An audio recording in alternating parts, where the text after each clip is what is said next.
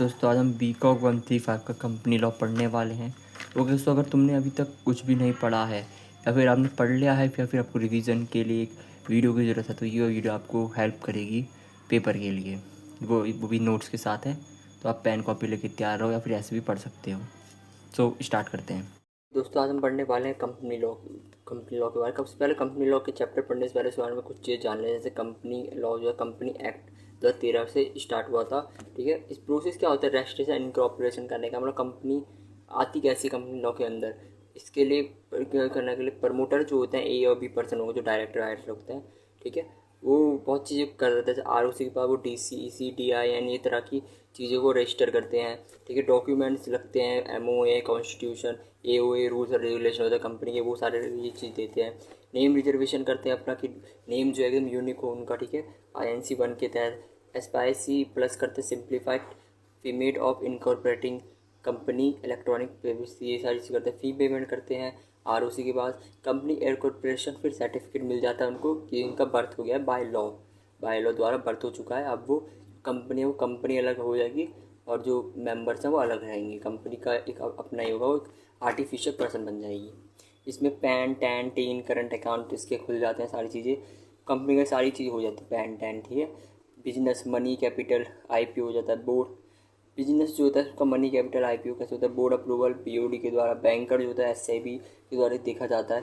ठीक है, PRHP prospective ROC SEBI website BSE broker ये सारी चीज़ देखते हैं। स्टॉक एक्सचेंज होने लग जाते हैं, उसमें लिस्टेड कंपनी स्टॉक करने लग जाती है।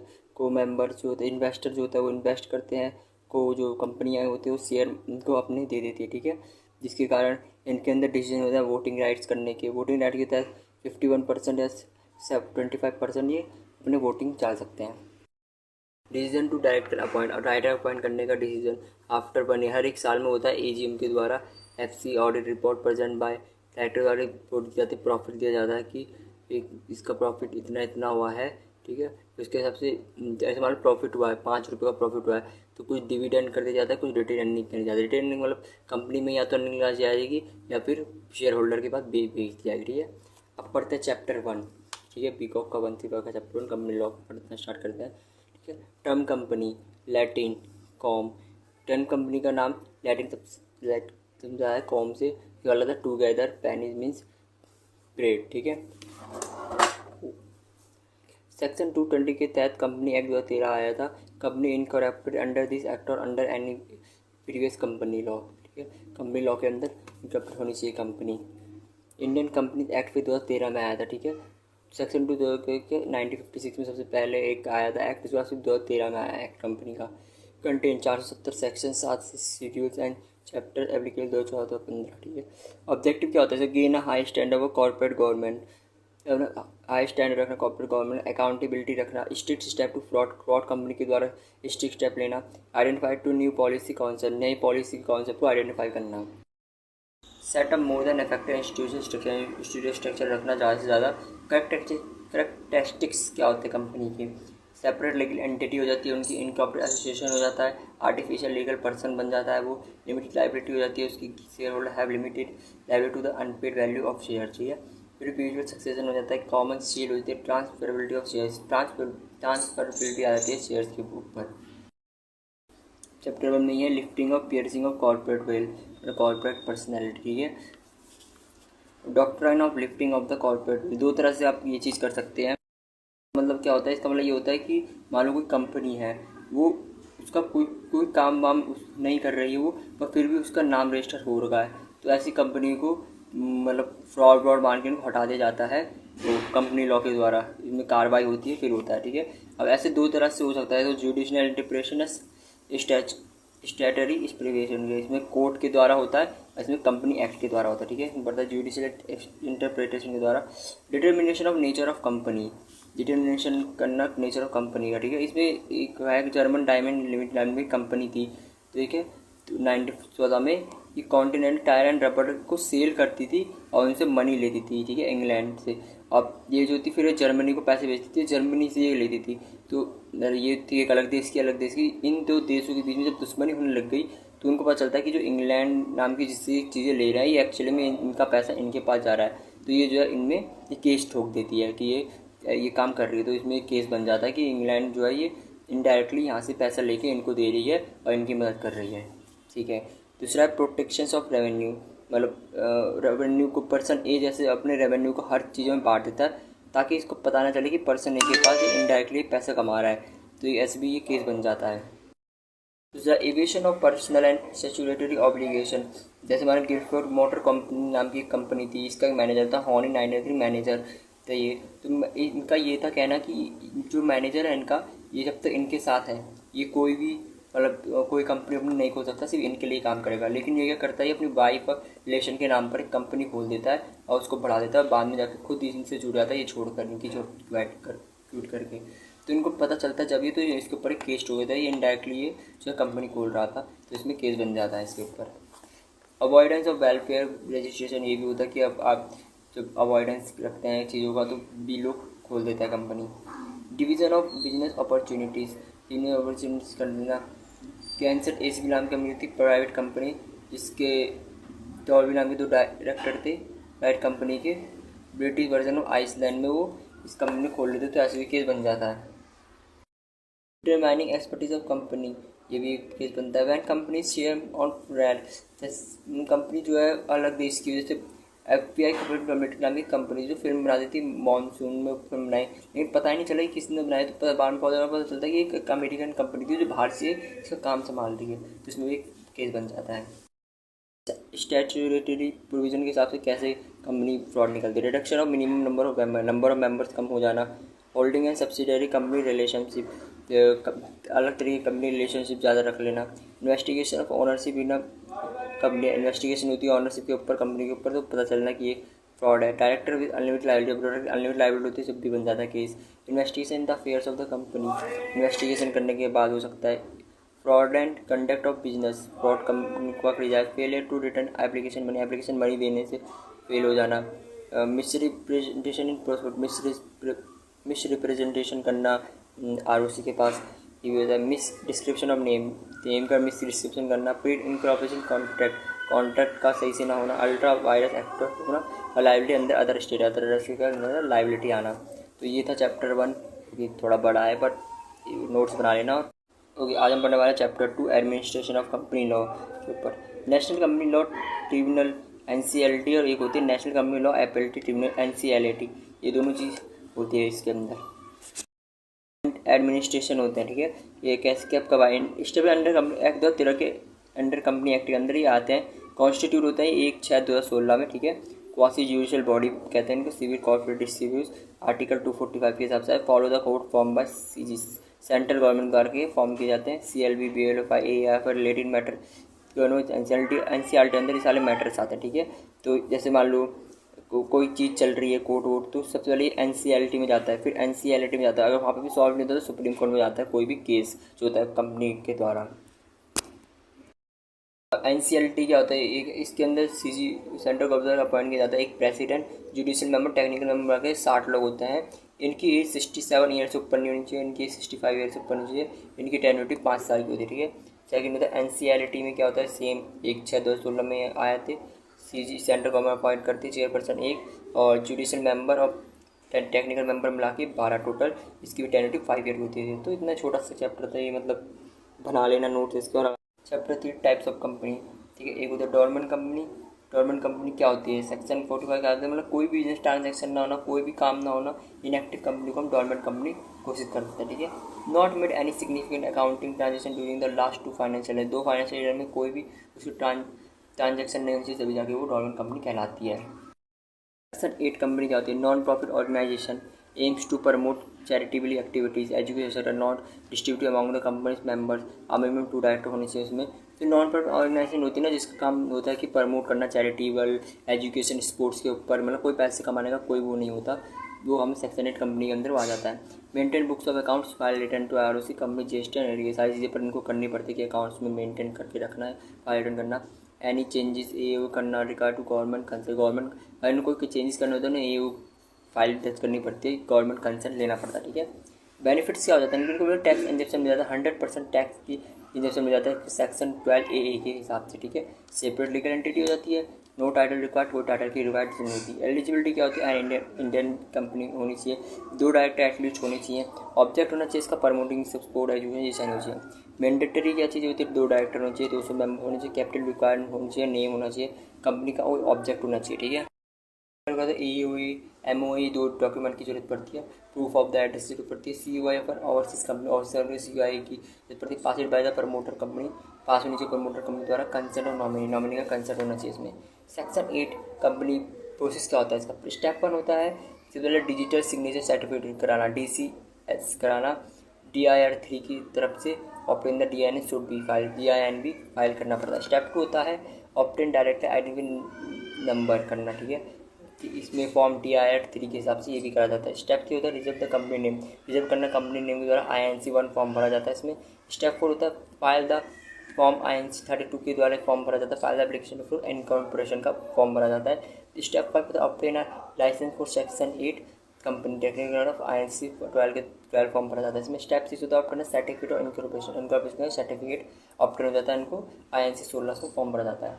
तो ये था 3rd चैप्टर, ये भी मतलब इतना बड़ा तो नहीं है बट ठीक ठाक इसमें से आता है, तो ये भी नोट्स बना लेना इसके लिए। चैप्टर 4 पढ़ने वाले इनकॉर्पोरेशन ऑफ कंपनी के साथ कॉपी पेन में निकाल लेना, नोट्स बना लेना, ठीक है।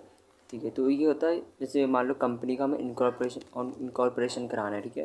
तो बोले प्रमोटर जो होता है या तो डायरेक्टर भी हो सकता है, कोई भी हो सकता है प्रमोटर, A और B होता है, वो होता है, वो चाहते हैं वो लॉफुल तरीके से पर्पस एक फॉर्म करते हैं ROC के पास, जिसका पूरा कंपनी का इनकॉर्पोरेशन होता है, ठीक है। इसके लिए पूरा एक वो मेथड बनता है, जैसे अब ये जो होता है इंडिविजुअल होते हैं कंपनी के, AOA गवर्नमेंट के द्वारा ये होते हैं, ठीक है। Do all necessary work which को रजिस्टर फॉर कंपनी, ठीक है, सारे नेसेसरी वर्क करते हैं कंपनी का रजिस्ट्रेशन कराने के लिए, ठीक है। लॉफुल पर्पज से होता है, फाइल फॉर्म किया जाता है, क्या क्या फॉर्म करने के लिए डॉक्यूमेंट पढ़ते हैं, MOA AOA पढ़ते हैं, जो कि एक चार्टर्ड अकाउंट डॉक्यूमेंट्स होते हैं। डिक्लेरेशन पीछे होता है, जिसके लिए एडवोकेट CA के पास जाना होता है। एफिडेविट भी जो होता है, जो कि फर्स्ट डायरेक्टर का फॉर्म होता है। एड्रेस जो होता है, रजिस्टर ऑफिस एड्रेस जो होता है, और सब्सक्राइबर होते हैं जो कि उसके फर्स्ट डायरेक्टर होते हैं, ठीक है। ये सारी ROC को हमें फॉर्म फिल करके देनी होती है इनकॉर्पोरेशन ऑफ कंपनी के लिए। इफेक्ट क्या होता है रजिस्ट्रेशन का, सेक्शन 9 के उसमें लिखा गया है ये, company become a distinct legal entity हो जाती, बन जाती है कंपनी की। कंपनी एक्वायर परपेचुअल सक्सेशन हो जाता है। Company purpose is not the property of the share holder, company का प्रॉपर्टी फिर शेयर होल्डर की नहीं होती, वो अपना खुद का आइडेंटिटी हो जाती है उसकी, ठीक है। प्रमोटर कौन होता है, वो doing about the company, incorporation के लिए जो काम करते हैं पूरा इंडिविजुअल होते हैं, या फिर एक फर्म हो सकती है, एसोसिएशन पीपल हो सकते हैं, गवर्नमेंट हो सकती है, जो परफॉर्म करते हैं बेसिक प्रिलिमिनरी वर्क, मतलब प्रिलिमिनरी वर्क मतलब वो कंपनी का इनकॉर्पोरेशन होने से पहले, ठीक है। इसको हम फादर ऑफ द कंपनी भी कह सकते हैं, ठीक है। अब फंक्शंस क्या होते हैं इसके लिए, discovering the business opportunity, gender ideas, इसके नए नए डिस्कवरी हो सकती है, आइडियाज, डेट इन्वेस्टिगेशन होती है, वेरिफिकेशन होता है, नेगोशिएशन होता है, रिक्वेस्टिंग नंबर ऑफ पर्सनस होता है इसमें, decision made towards the following, preparation of document MOA होता है, प्रिलिमिनरी कॉन्ट्रैक्ट, प्रिलिमिनरी एक्सपेंसेस होते हैं, ठीक है। रिम्यूनरेशन ऑफ प्रमोटर क्या होता है, इसके बाद जब हो जाता है पूरा, जब इनकॉर्पोरेशन हो जाता है उसके बाद उसके प्रमोटर के पास कोई राइट नहीं होती, लेकिन वो चाहे तो उसके शेयर्स खरीद कर से शेयर होल्डर बन सकते हैं, जो कि ज़्यादातर हर जगह होते हैं, ठीक है। तो यही था चैप्टर को, बहुत ही छोटा चैप्टर है, मतलब छोटा तो नहीं है पर इसको एकदम तुम नोट्स बना के उसको अपने हिसाब से लिखोगे तो। चैप्टर 4 पढ़ने वाले इनकॉर्पोरेशन ऑफ कंपनी के साथ कॉपी पेन में निकाल लेना, नोट्स बना लेना, ठीक है। ठीक है, तो ये होता है जैसे मान लो कंपनी का हमें इनकॉर्पोरेशन कराना है, ठीक है। तो बोले प्रमोटर जो होता है या तो डायरेक्टर भी हो सकता है, कोई भी हो सकता है प्रमोटर, A और B होता है, वो होता है, वो चाहते हैं वो लॉफुल तरीके से पर्पस एक फॉर्म करते हैं ROC के पास, जिसका पूरा कंपनी का इनकॉर्पोरेशन होता है, ठीक है। इसके लिए पूरा एक वो मेथड बनता है, जैसे अब ये जो होता है इंडिविजुअल होते हैं कंपनी के, AOA गवर्नमेंट के द्वारा ये होते हैं, ठीक है। Do all necessary work which को रजिस्टर फॉर कंपनी, ठीक है, सारे नेसेसरी वर्क करते हैं कंपनी का रजिस्ट्रेशन कराने के लिए, ठीक है। लॉफुल पर्पज से होता है, फाइल फॉर्म किया जाता है, क्या क्या फॉर्म करने के लिए डॉक्यूमेंट पढ़ते हैं, MOA AOA पढ़ते हैं, जो कि एक चार्टर्ड अकाउंट डॉक्यूमेंट्स होते हैं। डिक्लेरेशन पीछे होता है, जिसके लिए एडवोकेट CA के पास जाना होता है। एफिडेविट भी जो होता है, जो कि फर्स्ट डायरेक्टर का फॉर्म होता है। एड्रेस जो होता है, रजिस्टर ऑफिस एड्रेस जो होता है, और सब्सक्राइबर होते हैं जो कि उसके फर्स्ट डायरेक्टर होते हैं, ठीक है। ये सारी ROC को हमें फॉर्म फिल करके देनी होती है इनकॉर्पोरेशन ऑफ कंपनी के लिए। इफेक्ट क्या होता है रजिस्ट्रेशन का, सेक्शन 9 के उसमें लिखा गया है ये, company become a distinct legal entity हो जाती, बन जाती है कंपनी की, कंपनी एक्वायर परपेंचुअल सक्सेशन हो जाता है, company purpose is not the property of the share holder, company का प्रॉपर्टी फिर शेयर होल्डर की नहीं होती, वो अपना खुद का आइडेंटिटी हो जाती है उसकी, ठीक है।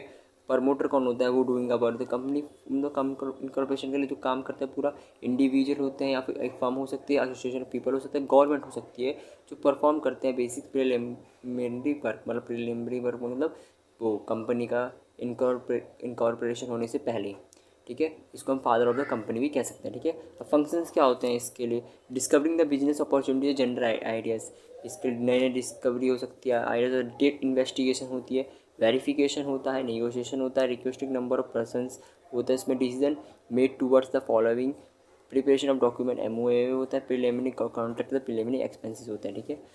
रिम्यूनरेशन ऑफ प्रमोटर, क्या होता है, इसके बाद जब हो जाता है पूरा, जब इनकॉर्पोरेशन हो जाता है उसके बाद उसके प्रमोटर के पास कोई राइट नहीं होती, लेकिन वो चाहे तो उसके शेयर्स खरीद कर से शेयर होल्डर बन सकते हैं, जो कि ज़्यादातर हर जगह होते हैं, ठीक है। तो यही था चैप्टर को, बहुत ही छोटा चैप्टर है, मतलब छोटा तो नहीं है पर इसको एकदम तुम नोट्स बना के उसको अपने हिसाब से लिखोगे तो चैप्टर 5 पढ़ने वाला, जो कि बहुत इंपॉर्टेंट है। एमओए एओए होते क्या, एमओए मतलब होता है मेमोरेंडम ऑफ एसोसिएशन, एओए होता है आर्टिकल्स ऑफ एसोसिएशन, ठीक है। एमओए जो होता है एक मेन डॉक्यूमेंट होता है, ऑब्जेक्टिव होता है इसका, क्या होता है, फंडामेंटल कंडीशन को मद्देनजर रखते हुए अनएट्रीबल चार्टर और कॉन्स्टिट्यूशन ऑफ द कंपनी ये कहलाता है, ठीक है। सेक्शन 2251 के अंदर ये आता है, ठीक है। फॉर्म ऑफ मोमोरेंडम जो सेक्टर 4 बोला, सॉरी सेक्शन 4 में आता है, ठीक है। फॉर्म के अंदर क्या क्या होता है, table of schedule 1 companies act के तहत के अनुसार, टेबल ए में हो जो होता है लिमिट ऑफ शेयर्स लिखे होता है, टेबल बी में लिमिट ऑफ गारंटी लिखी होती है, टेबल सी में शेयर कैपिटल लिखा होता है, टेबल डी में अनलिमिटेड कंपनी का शेयर्स होता है, टेबल ई में अनलिमिटेड कंपनी के शेयर कैपिटल होता है, ठीक है। अब कॉन्टेनेंट्स ऑफ मेमोरेंडम के कॉन्टेनेंट्स क्या होते हैं, सबसे पहले नेम क्लॉज तैयार करना है, मस्ट नॉट बी अनडिजिबल सिमिलर और एलएलपी, सिमिलर नहीं होना चाहिए, अलग होना चाहिए नाम, इंडिकेट्स प्रिंसिपल ऑब्जेक्ट, मतलब जो चीज़ तुम्हारी कंपनी कर रही है काम जिसका, उसका वो इंडिकेट करना चाहिए, ठीक है। नॉट वायलेट होनी चाहिए कि गांजा वांजा नहीं बेचने चाहिए तुम, ठीक है। Not include enemy country, enemy country से इंक्लूड नहीं होना चाहिए। रिजर्वेशन ऑफ नेम का रिजर्वेशन कराना होता है जो कि एकदम अलग होना चाहिए, सिमिलर किसी भी तरह नहीं होना चाहिए, 60 डेज पीरियड के अंदर ये नेम डिसाइड आपको करना होता है। रजिस्टर्ड ऑफिस फिर आपको हमें जमा करना होता है, जो कि सिचुएशन क्लेम्स डिमिकली कार्य मतलब रजिस्टर्ड ऑफिस है, ठीक है। फॉर्म INC 22 के अंदर 30 दिन के अंदर आपको वो रजिस्टर्ड ऑफिस अपना बताना होता है कि हाँ ये मेन ऑफिस है आपका। ऑब्जेक्ट क्लोज क्या होते हैं, तो सबसे ज़्यादा जरूरी है, पावर ऑफ द कंपनी इसी में होता है, ये आपको प्रोवाइड कराता है प्रोटेक्शन शेयर होल्डर्स की, पब्लिक इंटरेस्ट आपको बताता है, नॉट टू बी इलीगल नहीं होनी चाहिए, नॉट अगेंस्ट पब्लिक पॉलिसी नहीं होनी चाहिए। डिस्ट्रॉम ऑफ अल्ट्रा वायरस, ठीक है, ये एक चीज़ होती है, इसका मतलब होता है कि किसी पावर का आप यूज़ किसी बियॉन्ड ना कर रहे हो, ठीक है। कंपनी के जो होता है डायरेक्टर जो होता है पीछे पीछ भी बहुत सारे ऐसे काम कर रहे होते हैं कंपनी को आगे रखते हुए, जो कि गलत होता है, इलीगल होता है, ठीक है। कैपिटल क्लॉज रजिस्टर कैपिटल होना चाहिए आपके पास, लाइबिलिटी आपकी मेंबर की होनी चाहिए, एसोसिएशन सब्सक्रिप्शन क्लॉज आपका होना चाहिए। ये था एमओए के बारे में। होंगे एओए के बारे में, आर्टिकल्स ऑफ एसोसिएशन कहते हैं। इसके अंदर क्या होता है, रूल्स और रेगुलेशन होते हैं, अपॉर्चुनिटी मैनेज इंटरनल अफेयर, मतलब कंपनी के अंदर क्या क्या रूल्स और रेगुलेशन होता है, ये सारी चीज़ें एओए में लिखा होता है, जो कि हम आरओसी को देते हैं, ठीक है। कंटेंट्स इसका शेयर कैपिटल से रिलेटेड होता है, लीन ऑफ शेयर्स में लिखे होते हैं, कॉल्स लिखे होते हैं, अल्ट्रेशन ऑफ शेयर्स लिखे होते हैं, ट्रांसफर शेयर कहाँ ट्रांसफर करने तो कैपिटलाइजेशन ऑफ प्रॉफिट लिखा होता है, बाय बैक ऑफ शेयर्स लिखा होता है, प्रोसीजर ऑफ जनरल मीटिंग्स के बारे में लिखा होता है, प्रोक्सी के बारे में, बोर्ड ऑफ डायरेक्टर्स के बारे में लिखा होता है, मैनेजर CEO के बारे में सब कुछ लिखा होता है, सील बुक्स ऑफ अकाउंट इसमें होता है, आइडेंटिटी होती है, सारी चीज़ें इसके अंदर आती है एओए के अंदर। फॉर्म्स ऑफ आर्टिकल के फॉर्म में क्या क्या क्या होता है, टेबल एफ आता है इसमें लिमिटेड शेयर, टेबल जी आता है, टेबल एच आता है, टेबल आई ये सारे इसके फॉर्म आर्टिकल्स आते हैं इसके अंदर, ठीक है। डॉक्ट्रिन ऑफ इंडोर मैनेजमेंट क्या होता है, इंडोर मैनेजमेंट होता है कि प्रोटेक्ट करता है आउटसाइड फ्रॉम द कंपनी, मतलब कंपनी की अगर मान लो किसी ने शेयर खरीदे हैं तो उस शेयर से रिलेटेड कुछ इलीगल चीज़ें ना हो रही हो, तो ये आउटसाइडर को प्रोटेक्ट करता है कि आउटसाइडर के जो भी उसने पैसे लगाए हैं कंपनी में, वो किस तरह से जो कंपनी है वो फ्रॉड करके इनके पैसे डुबा ना दे, इसके लिए ये चीज़ें निकाली गई इंडोर मैनेजमेंट। तो ये था चैप्टर 5 जो कि थोड़ा बड़ा था, इसके नोट्स बना लेना।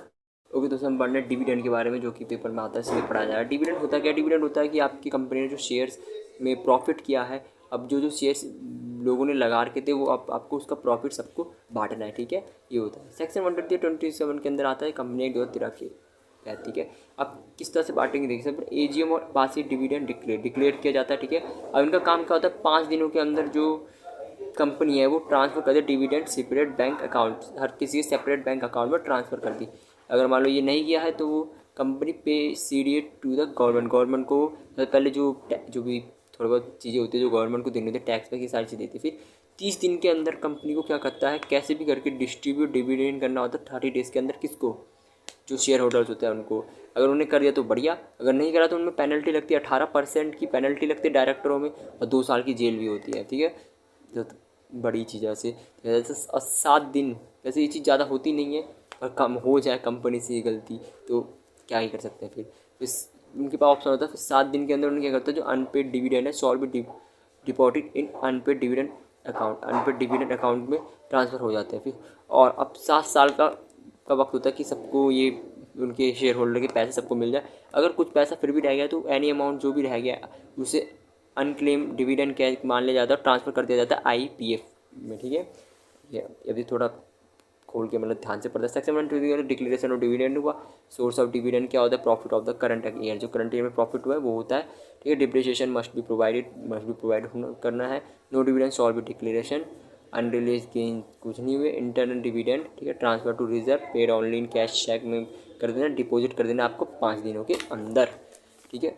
फिर सेक्शन 120 अनपेड डिविडेंड अकाउंट में पैसा चल जाता है 30 दिनों के बाद। 7 साल के अंदर investor education and protection fund में चल जाता है। देखो IEPF का मतलब ये होता है investor education and protection fund में पैसा चल जाता है अगर 7 साल तक कोई भी पैसा रह गया है तो। सेक्शन 125 के अंदर investor education and protection fund IEPF के बारे में होता है। सोर्सेज क्या होता है, अनक्लेम डिविडेंड इनको 7 साल के बाद मिल जाते हैं। मैनेज किया जाता है सेंट्रल गवर्नमेंट द्वारा, ये मैनेज किया जाता है, ठीक है, IEPF, ठीक है। सेक्शन 126 में राइट टू डिविडेंड, किसके राइट है डिविडेंड के ऊपर। सेक्शन 127 में पनिशमेंट ऑफ फेलियर, अगर पनिशमेंट मिलती है, अगर आप फेल हो गए ये चीज़ करने में तो आपको 2 साल की जेल हो सकती है डायरेक्टरों को, ठीक है। 2 साल की जेल थी, 18% का आपको इंटरेस्ट वो पेनल्टी अलग पे करना पड़ेगा, ये सारी चीज़ होती है। ये होता है डिविडेंड के बारे में, ये था चैप्टर, इसके नोट्स बना लेना। ऑडिट एंड ऑडिटर्स के बारे में, ठीक है। ऑडिट क्या होता है, ऑडिट मतलब काम, ऑडिटर्स पर्सन जो वो काम करेंगे, ईजी। इसका ऑडिटर कौन कौन होता है, CA फर्म दोनों अलग अलग होते हैं। CA chartered account, CA firm अलग होता है जो चार्टर्ड अकाउंट पूरी चीज़ संभालता है, ठीक है। ऑडिट का मतलब एक सिस्टमेटिक एग्जामिनेशन रिव्यू करना, किसका, कंपनी के डॉक्यूमेंट्स का। ऑल द ट्रांजेक्शन का भी डॉक्यूमेंट करना, ट्रू एंड फेयर, जब कुछ सही तो है, और स्टेक होल्डर तक मतलब ये चीज़ सही होनी चाहिए, जो स्टेक होल्डर है उनको कितना पैसा मिलना चाहिए, क्या ट्रांजेक्शन होनी चाहिए, सारी चीज़ें ऑडिटर संभालते हैं। और जिस चीज़ को संभाला जाता है उसको ऑडिट कहते हैं। क्या होती है ऑडिटर की, सेक्शन 141 1 एंड 2 में ये लिखा गया है। क्वालिफाइड होनी चाहिए, क्वालिफाइड CA होनी चाहिए, फर्म और LLP भी हो सकती है, ठीक है। डिस्क्वालिफिकेशन क्या मानी जाएगी, अगर कोई मानो बॉडी कॉर्पोरेट है, कोई कंपनी की है तो नहीं माना जाएगा। ऑफिसर और एम्प्लॉय, अगर इसी कंपनी को ऑफिसर एम्प्लॉय है तो नहीं माना जाएगा। पार्टनर है उसी कंपनी का तो नहीं माना जाएगा। रिलेटिव है CA का ही, कोई CA अपने रिलेटिव से कुछ करा रहा है तो वो भी नहीं माना जाएगा, ठीक है। अपॉइंटमेंट कैसे होती है ऑडिटर की लिए, section 139 first annual general meeting होती है, रिटर्न कंसेंट होता है ऑडिटर का, सर्टिफिकेट देखा जाता है, क्वालिफिकेशन देखी जाती है, नोटिफाई 15 दिन के अंदर ने ये चीज़ नोटिफाई करानी पड़ती है। 5 ईयर्स का टेन्योर होता है, या फिर 10 ईयर का भी हो सकता है अगर वो रीअपॉइंट हो जाए, या फिर पहले ये तय हुआ कि 2 बार बनेंगे तो 5 ईयर के 2 हो सकते हैं। गवर्नमेंट अगर गवर्नमेंट कंपनी तो उन्हें 180 डेज मिलते हैं क्या करने के लिए, सारी चीज़ करने के लिए।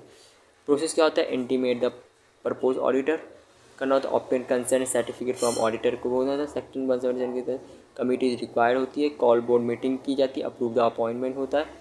Intimate the auditor file ROC from audit 1 के तहत इंटीमेट ऑडिटर होता है, पूरा प्रोसेस होता है किसी ऑडिटर को चुनने का और उसे ऑडिट करने का, ठीक है। वो रिपोर्ट को ऑडिट करता है। ऑडिट का ही सब होता है कि वो किस चीज़ को ऑडिट करना, उसको देखना, ठीक है। यह होता है चैप्टर, ये ऑडिटर एंड ऑडिटर्स वाला जो भी पेपर में आता है, इसके भी नोट्स बना लेना।